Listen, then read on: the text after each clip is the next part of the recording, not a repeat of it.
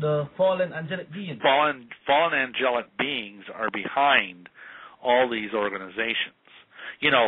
Like Paul in Ephesians 6 talks about how we wrestle against principalities and powers, against the spiritual dark rulers of this age. Right. And what he's talking about there, the principalities and powers of darkness, are these fallen angelic beings that are behind, like the Mormon Church and the Masonic Lodge and the Jehovah's Witnesses and so on. These kind of organizations have strong men, is another biblical term for them, behind them. Just like you'll notice in the book of Daniel, it talks about how Gabriel was trying to get to Daniel, but it said the prince of, I think it was the prince of Greece and the prince of Persia opposed him, and those were angelic beings. Those weren't human rulers, because obviously no human being could stop an angel. An angel would just run over a human being like he was a roadkill. So what that's talking about instead is a fallen angelic being. And so, like various false organizations, they have fallen angelic beings at their head. Right. So okay then, I mean, a lot of our listeners here are clued up to this, but we have new listeners coming into the show that hearing you saying fallen angels. So you're telling me that fallen angels are at the pinnacle of all of what's going on? Well, yes. I mean, all of the evil that's going on. In fact, when I was in the Illuminati, I was basically told that every continent has a man. They're called the 9 unknown men. Right. And like North America, South America, Europe, Asia, etc., they all have a man who is behind them, like behind the scenes. Like, even though it appears, like in America, that the President of the United States is the head of the executive branch, actually he's just kind of a puppet for this guy. And similarly, like in Britain, it'd be the Prime Minister or whatever. So, and then over these 9 unknown men are what was called the 7. And these 7 are 7 dark celestial beings, fallen angels, that in turn report directly to the evil one. Right. So let me ask you this, brother. When you were in these various organizations, right? What's the end game? What's the plan? What is the ultimate plan? Well, the end game is, of course, that they want to enslave as many souls as they can. They want to either through poverty or through religious deception or through drugs or through sex or through gambling, or sin of some other sort. They want to enslave souls because they are taught, and this is what I was taught, that if when the final apocalyptic battle comes, when Jesus comes back, if there are more people on the devil's side than there are on his side, that the devil can win. And of course that's nonsense according to the Bible, but most Satanists don't know very much about the Bible. Right. So the idea is to spread as much discord, as much chaos as possible, to cause people to lose hope, to find solace of a sort in drugs or in other kinds of sin, or to wholly dedicate themselves over to evil like Satanists do. That's the plan. And of course, to do that, they want to rule the world. Right. And they want to, create, everybody's heard, New World Order, one world government, that kind of thing. And from the Illuminati's perspective, they want to get rid of the sovereignty of nations. They want to get rid of all religions that are considered to be exclusivistic. In other words, like Judaism, and Christianity are monotheistic religions, and so they are regarded as being evil. Right. And, because basically the Illuminati are they're pagans. They believe in a pagan pantheon of deities with ultimately the evil one at the top. So let me ask you this, right? How close would you say are they to accomplishing this goal? I think they're pretty close. Because we've just had this election here in America where a person, it was kind of a bad deal either way, because Romney's a Mormon and Obama is, well, who knows, I think personally he's a Muslim, but that's controversial. Right. So I mean, no matter who won, we were kind of in bad shape.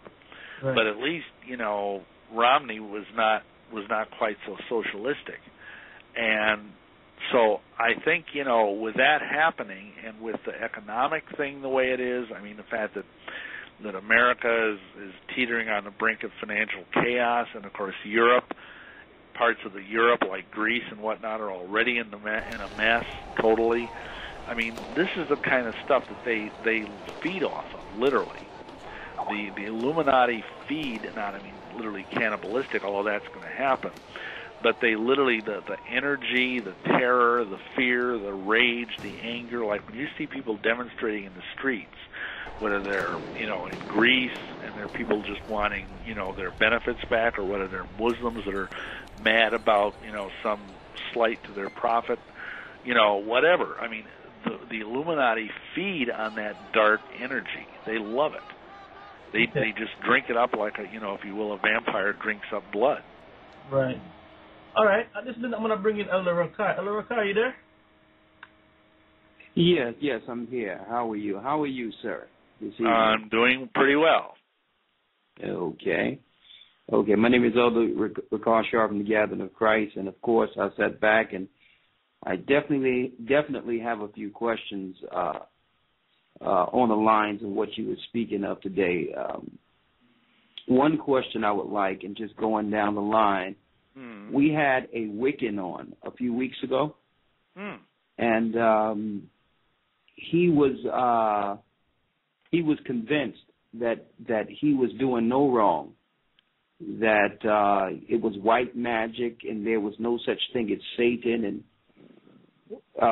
I know some of his followers and those who are within those practices, excuse me, listens to the show.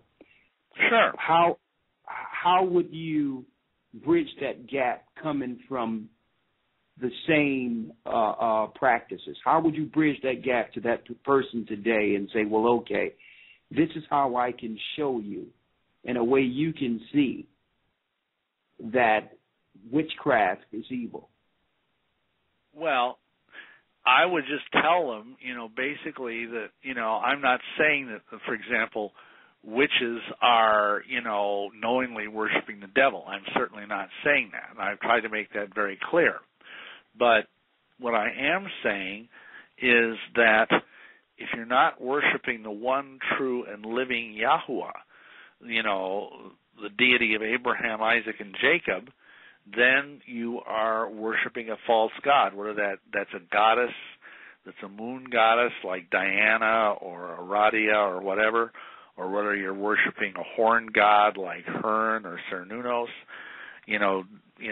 This is and the only way to know for sure, because see, otherwise this is all subjective. This is what I try to explain to people. You can say, "Oh, I feel that Wicca feels right to me. It just feels right." And I used to say that, but the trouble is, you can be deceived. Your feelings can be deceived. Just like everybody's had that experience where they maybe they thought they loved somebody and they turned out they didn't, or they thought that such and such a person was trustworthy and it turned out they weren't. Our feelings can be deceived, and the Bible says that in Jeremiah 17:9. So what I challenge people to do is to be objective. There's a way you can tell that the Bible is true, because there's prophecies in the Bible, just as an example, that have come to pass. Hundreds of them. Unlike the Book of Mormon, unlike the Quran, the Bible has literally hundreds of prophecies that have come true.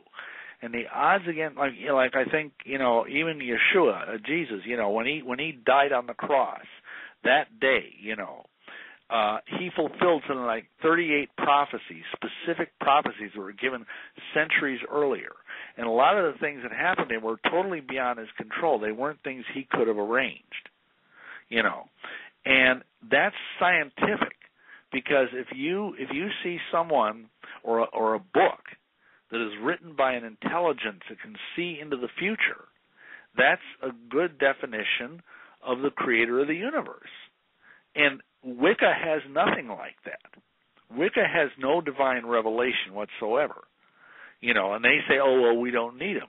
Well, then the trouble is, if you don't need that, then you're just basically floundering around, with subjective, this feels good to me. Well, the trouble is, as I said, those feelings can be deceived. So I would say go to something objective, and the Bible is objective. I mean, I've read through the Bible. I'm going on my 29th time through the Scriptures, and I am continually astonished by how many prophecies are given in that book specifically that are fulfilled. And to me, that's a good place to start. Now, of course, a person has to have a sincere mind. And I remember back in the 70s when I was a witch, I mean, if someone would have told me this, I would just say, yeah, right, because witches are given books to read that tell them, oh, well, the Bible's been messed with, the Bible's been tampered with. The trouble is that really can't be proven. People can say anything in a book, but the Bible is the only book that it's self-authenticating because it has prophecies in it that were given centuries before the time. And you can check these things out. And I mean, there's an excellent book that I always recommend to people that are sincere seekers. It's Evidence That Demands a Verdict by Josh McDowell. And I think there's at least 2 volumes of it by now. And it's like kind of a scientific study of the life of the Messiah and of the gospel message in terms almost as if it were in a court of law. And it was written by a guy who was a student, I think he was at Berkeley back in the 60s, and he tried to prove the Bible wrong, and he couldn't. He ended up becoming a strong, solid believer to this very day. Okay. Well, okay. Let me go to the next question because those are good points, and hopefully they're listening to this.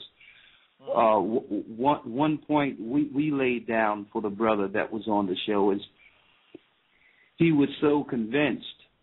Initially, he was convinced that he was doing the right thing until we asked him, because he was adamant in thinking that Satan didn't exist, but yet none of them knew the existence of their God. And I asked him, what is the origin of the gods you worship? And if you don't know these gods, how can you say for sure they're not Satan, or Satan is not controlling? That's a good point. Yeah. You should know the origin of the God you worship, and that's imperative. Another point I wanted to, and I thank you for answering these questions. I've watched you for a while, and and we're honored to have you on the show this evening. One other, going back to let's go straight into the Masons. Can you explain to our brothers and sisters on here today why there's no blacks usually recruited in the Scottish or York rites of the Masons? Well, in America at least, it was for many, many years. See, when you become a Mason, you memorize these qualifications. When you first degree Mason, that's like the bottom of it. And one of the qualifications that you're supposed to be a man, freeborn, of good report, and well recommended. And the American Masons, and maybe this is being done in other countries as well, they would say, well, see that freeborn thing? If you are a slave or the descendant of a slave, which, of course, in America the vast majority of African Americans were, then you aren't allowed to be a Mason. And that was basically the rule for over 150 years. And it's only really in the 1980s in America that because of the Internal Revenue Service was starting to really put pressure on the Masonic orders because they were considered to be in violation of the 1964 Civil Rights Act, and they would lose their nonprofit status. So that's when they started admitting black men. But let me explain one other thing. Because of this long history of racism within regular American Masonry, there sprang up a kind of a tandem organization that was known as Prince Hall Masonry in America. It was named for a black man who was a hero in the American Revolution, Prince Hall. Yes. And so in America we have it's kind of like the separate but equal thing. You know, we have two Masonic lodges going alongside one another. And in the Prince Hall Grand Lodge is in Milwaukee, Wisconsin. I used to drive by it when I lived there. And of course, they're not a large, powerful organization like the white Masons are, because they don't have as many members. But that's why some people will say, you know, oh, well, I know a black guy that's a Mason. Well, that might be, but he's probably a Prince Hall Mason. And they have all the same stuff. They have Blue Lodge, you know, Shrine, York Rite, Scottish Rite, all that stuff that the regular Masons do, except it's, you know, it's not as big and spectacular an organization.